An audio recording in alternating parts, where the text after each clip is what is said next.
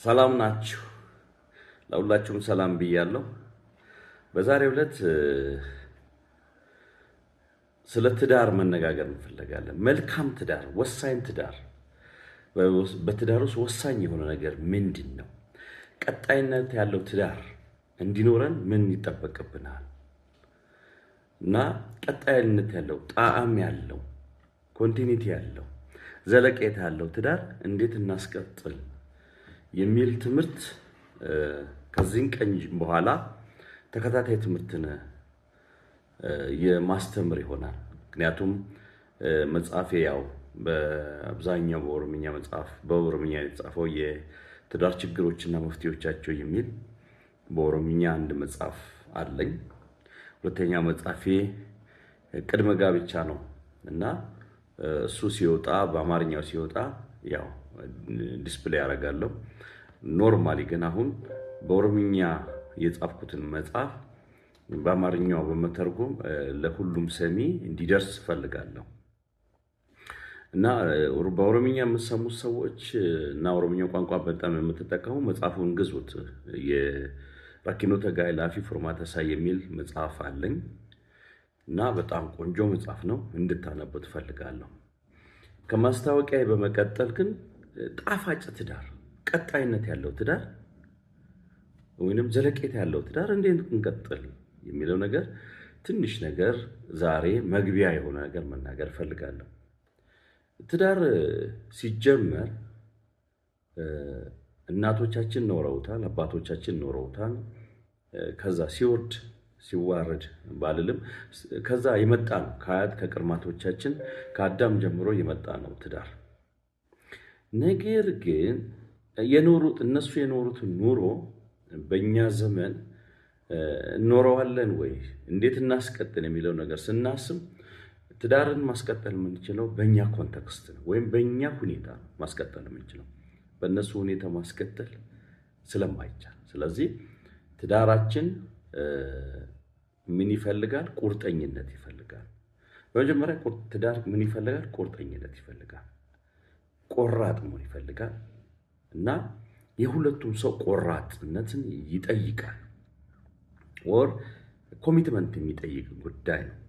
ስለዚህ ቀጣይነት ያለው ትዳር ለመኖር ምን እናድርግ ሲል መጀመሪያ ደረጃ በትዳር ውስጥ መከባበር መኖር አለበት።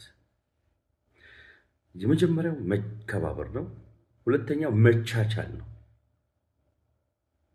በዝርዝር እናየዋለን። ሶስተኛው ፍቅር ነው። ለምንድን ነው ዲስኦርደር ያረከው እንዳትሉኝ፣ የመጀመሪያው መከባበር ነው። ትዳር ውስጥ መከባበር ከሌለ፣ መቻቻል ከሌለ ፍቅር የለም። እዚህ የነዚህ የሁለቱ መንገድ መጥረግ ለፍቅር መንገድን ይሰጣል፣ ስፍራን ይሰጣል። እና አንዳንድ ጸሐፊያን ወይንም ሪሰርቸሮች የተለያዩ በዓለማት ላይ ስለ ትዳር የጻፉ ሰዎችን እያነሳን ትንሽ መነጋገር እንችላለን።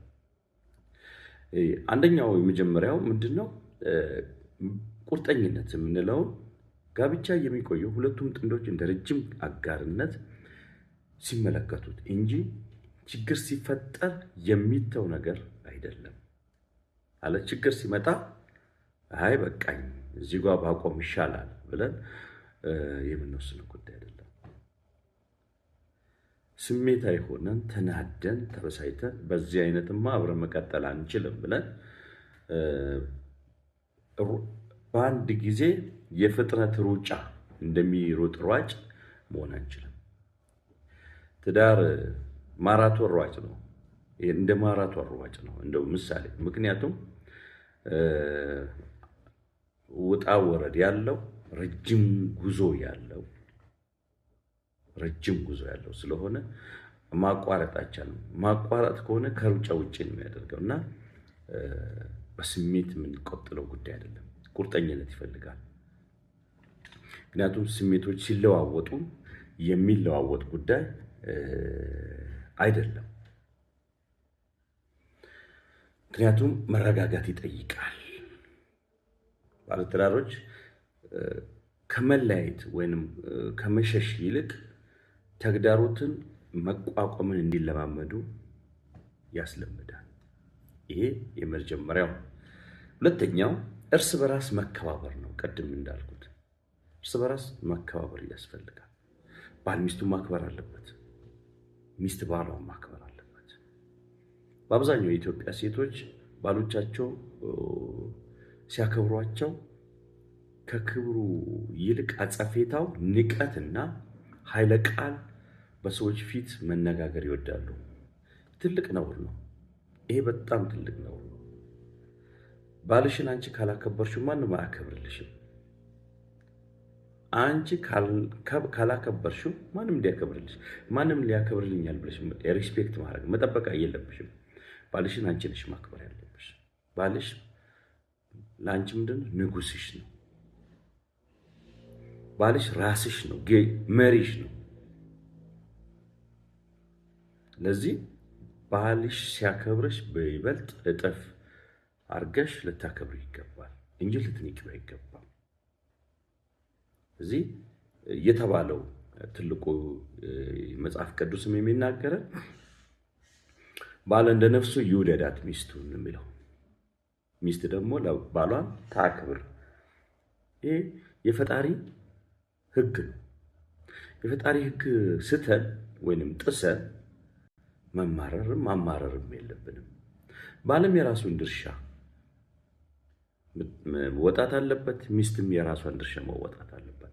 ያለምንም ቅድመ ሁኔታ ባል ሚስቱን ይውደዳት ነው የሚለው መጽሐፍ። ያለምንም ቅድመ ሁኔታ አፍንጫዋ ረዥም ስለሆነ፣ ጥርሷ ስለሚያምር፣ ፀጉሯ ረዥም ስለሆነ፣ ዳሌዋ ቆንጆ ስለሆነ፣ ሰዎች ሁሉ እሷን ስላደነቁለት ይውደዳት አልተጻፈም።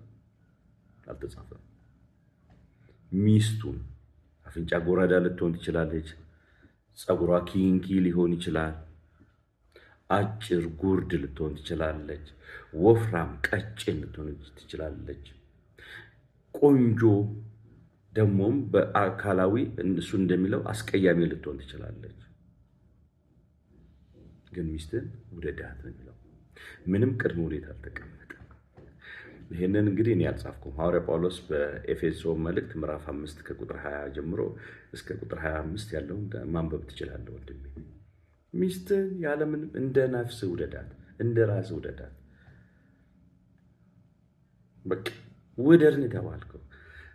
መውደድ ደግሞ ቅድመ ሁኔታ የለውም። ለአንቺም የተሰጠሽ ባልሽን አክብሪ፣ ተገዢ።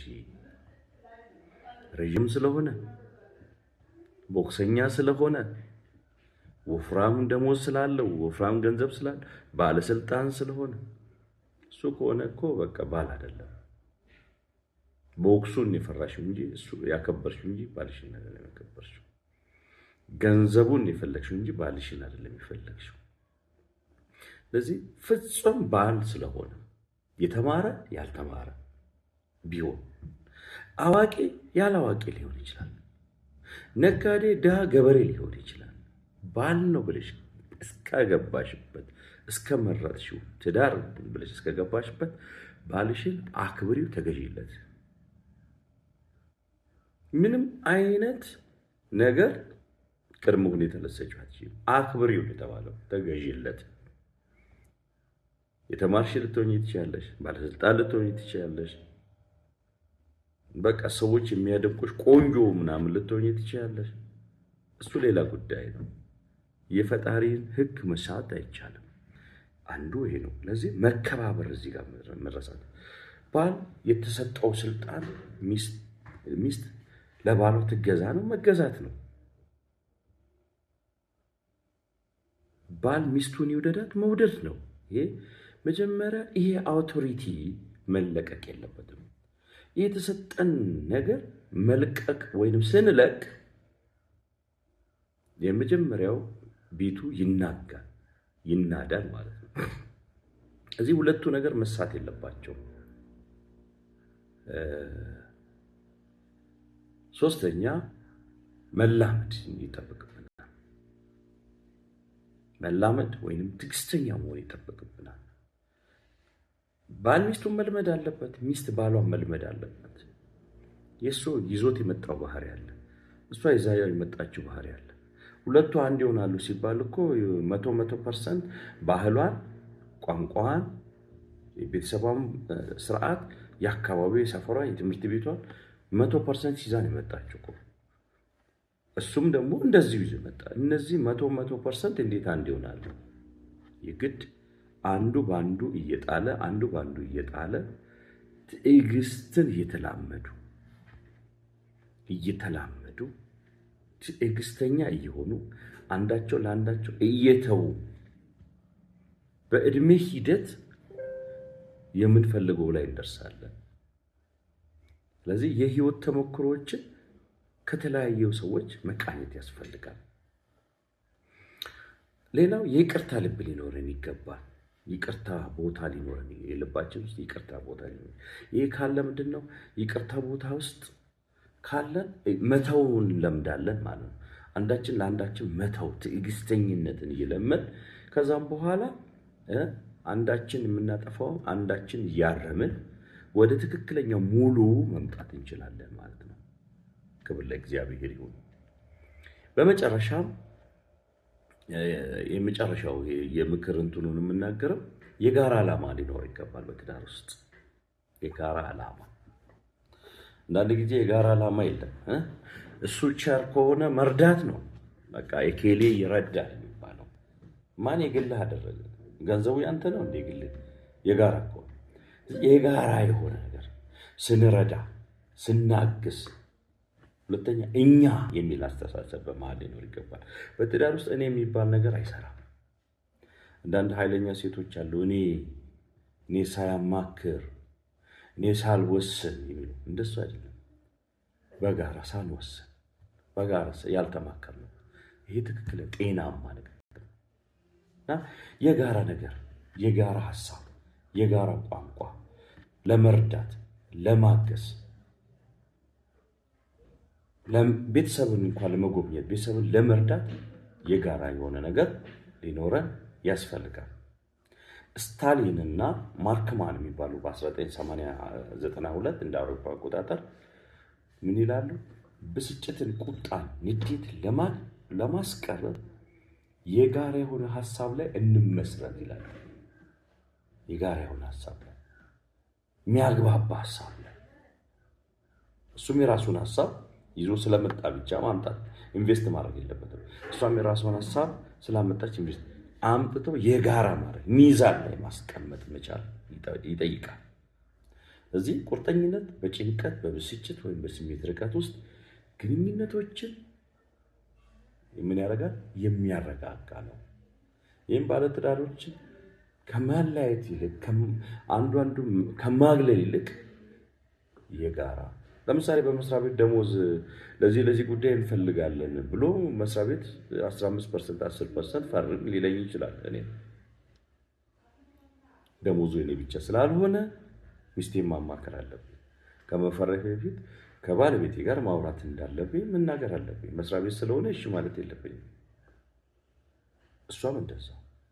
ምክንያቱም ጉዳዩ የጋራ ስለሆነ እነዚህ ነገሮች የምናስተካከል ከሆነ የጋራ ምን አለን? ዓላማ አለ ማለት ነው። ሌላው ፊንች ቤንች የሚባል ዴንቬላ በ2004 በጻፈው የሪሰርች ጽሑፉ ላይ እንዲህ ይላል። መላመድ ትዕግስት፣ ይቅር ባይነትን፣ ትዳሮችን ለውጦችን እንዲቋቋሙ ይረዳል ይላሉ። ባለትዳሮችን ለውጦችን እንዲቋቋሙ የሚመጣ ነገር ሁሉ ግራ ሊያጋባ ስለሚችል በዚህ ሂደት ውስጥ አጋሮች በሙያ ፍላጎቶች፣ በወላጅነታቸው፣ በጤና ጉዳዮች ላይ፣ በግል እድገትና የተለያዩ ምክንያቶች ላይ ስኬታማ የሆኑ ትዳሮችን ለመምራት ስሜታዊነትን ወደ ጎን በማድረግ ለጋራ ዓላማና ሐሳብ ይጠባበቃሉ። ጥናቶቹ እንደዚህ ነው። ስለዚህ አጥኚዎቹም በትክክል በዚህ ጉዳይ ላይ አትኩሮ ሰጥተዋል። ሌላው ጎትማን የሚባል በ2017 እንደ አውሮፓውያን አቆጣጠር ምን ብሏል? የጋራ ትርጉምን በትዳር ውስጥ የጋራ ትርጉም ሆን ተብሎ የሚደረግ እንክብካቤን ጋብቻን የበለጠ ያጠናክራል። እንደ ቤተሰብ፣ እምነት ወይም አገልግሎት ያሉ የጋራ ግቦች እሴቶችን ወይንም የዓላማ ስሜትን የሚያዳብሩ ጥንዶች